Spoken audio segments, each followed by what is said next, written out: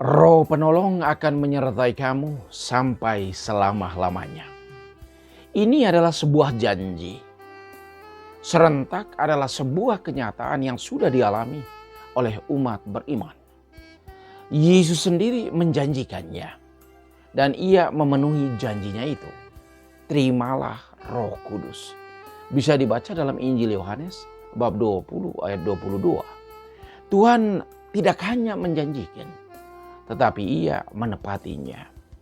Tuhan tidak seperti kebanyakan figur publik, wakil rakyat dan pemimpin masyarakat yang pandai berjanji tetapi tidak menepatinya.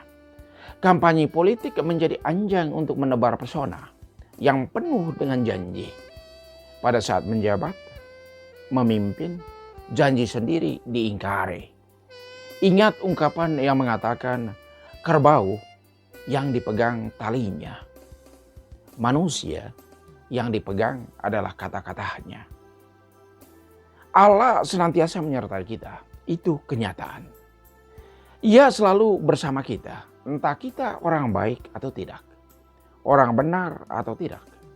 Orang suci atau berdosa. Ia tetap menyertai kita. Hanya dampak dari penyertaan Allah berbeda bagi setiap orang.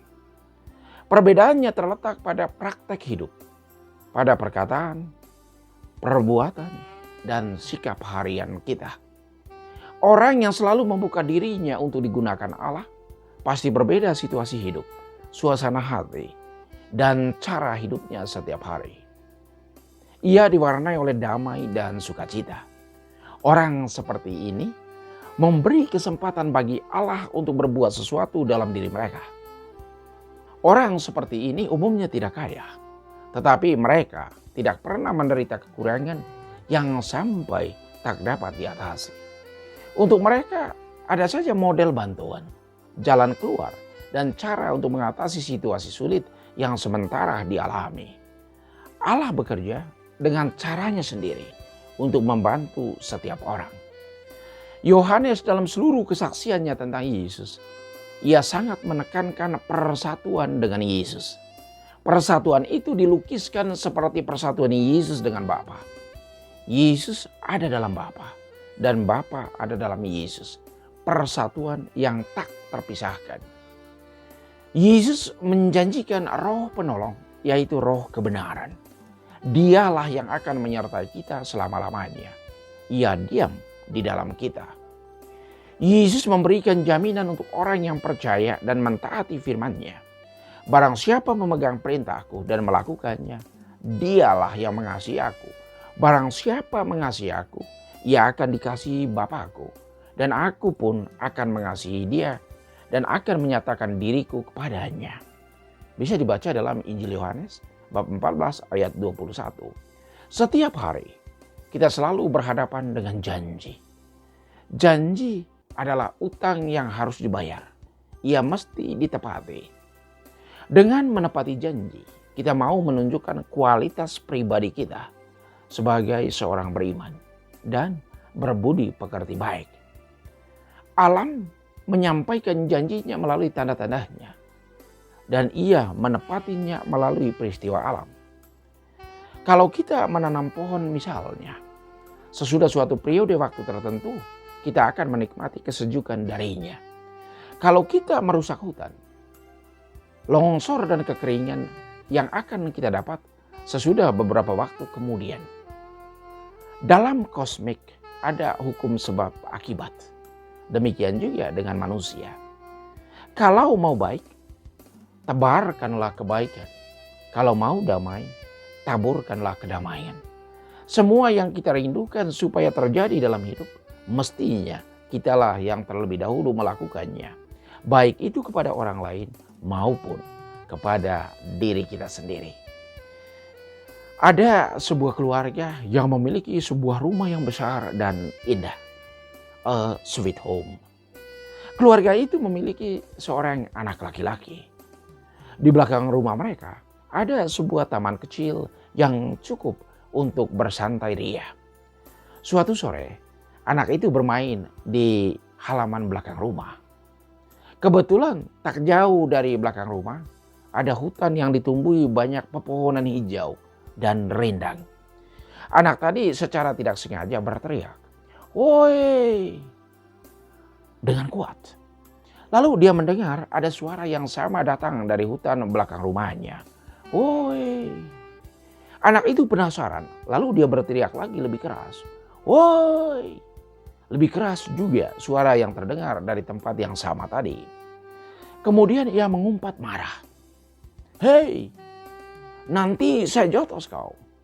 Suara yang sama juga terdengar dari hutan itu. "Nanti saya jotos kau." "Woi, nanti saya pukul kau." Itu juga yang ia dengar dari dalam hutan itu. Karena penasaran, anak itu pergi ke dalam hutan itu mencari sumber suara tadi. Sesampai dalam hutan, ia berteriak, "Woi, di mana kau?" Tak ada lagi suara yang terdengar. "Keluar kau, kita duel." Tidak ada lagi jawaban yang terdengar. Anak itu sangat kesal. Lalu pulang ke rumah. Sesampai di taman belakang rumah, ia kembali bergumam dengan suara keras. "Untung kau tidak menjumpai saya. Kalau tidak, kuhajar kau." Suara yang sama terdengar lagi. Persis sama dari hutan itu. Lalu dengan kesal, anak itu masuk ke dapur untuk menjumpai mamanya yang sementara goreng pisang. Dia menceritakan kekesalannya seperti yang di atas tadi. Mendengar semuanya itu, mamanya bertanya, "Anakku, apakah kamu tidak tahu suara siapa itu?" Anak itu belum sempat menjawab, ibunya melanjutkan, "Itu namanya gema. Suara tadi adalah suaramu sendiri yang dipantulkan kembali persis sama. Andaikan tadi kamu katakan, 'Woi,' lalu ada jawaban 'Woi,' terus kamu sambung dengan katakan, 'Kau sahabatku,' pasti suara itu juga yang engkau dengar. 'Kau sahabatku, aku mencintaimu.' Pasti itu juga yang akan engkau dengar. 'Engkau temanku,' pasti itu juga yang akan dikembalikan padamu." Keluarga ini juga kebetulan memiliki seekor anjing yang besar, tinggi dan gagah. Anjing ini tidak pernah masuk ke dalam rumah karena sudah dibiasakan seperti itu. Dalam rumah keluarga ini, di ruangan depan ada sebuah cermin yang sangat besar. Suatu hari tiba-tiba anjing itu masuk ke dalam rumah. Ia begitu terkejut karena dalam rumah ada sebuah anjing yang besar, tinggi dan gagah. Spontan anjing tadi marah. Padahal ia sedang melihat bayangannya sendiri. Kalau anjing lagi marah, ekspresinya atau suaranya